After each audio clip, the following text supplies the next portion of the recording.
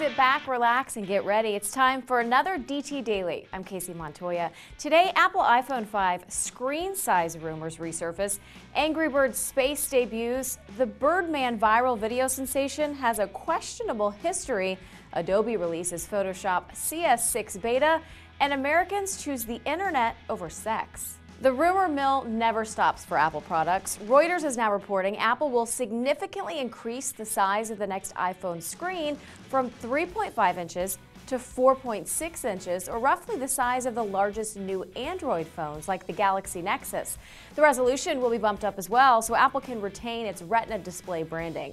While anything is possible, we're not quite sold on this rumor yet. The latest crop of 4.5 and 4.7-inch phones have either been difficult to hold due to their size.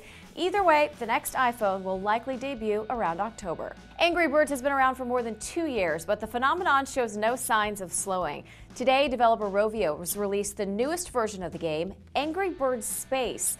The new game retains the same slingshotting gameplay, but in a nod to games like Super Mario Galaxy, it plays around with planets and gravity-based puzzles. It's now available for PC, Mac, iPhone, iPad, and Android. The man responsible for this week's biggest viral video hit is apparently a fraud. Jarno Smeets, a Dutchman who released a video this week that shows him flying with a pair of homemade bird-like wings.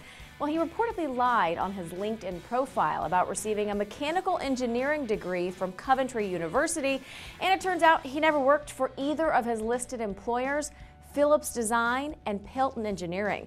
The video, which has received more than 2.6 million views in just a few days, is also believed to have been a fabricated thing with the very good help of some CGI. Adobe has released a free beta version of its Photoshop CS6 for download via website. Now, the first major update to Adobe's popular image editing software in 2 years, CS6 offers a variety of new tools, faster performance, and a refined, fresh, and elegant new user interface. That's according to the company. Users are encouraged to send Adobe feedback on how the software might be improved. Both the standard and extended edited versions of CS6 are expected to be released by June. If you had the choice, would you rather go a year without sex or a year without the internet?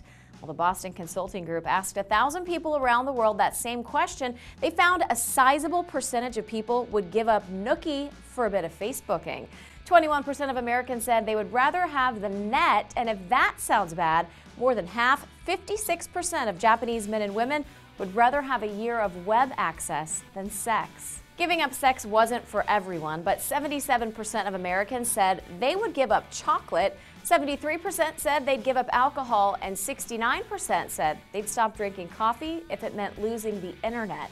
7% said they'd even stop showering for a year.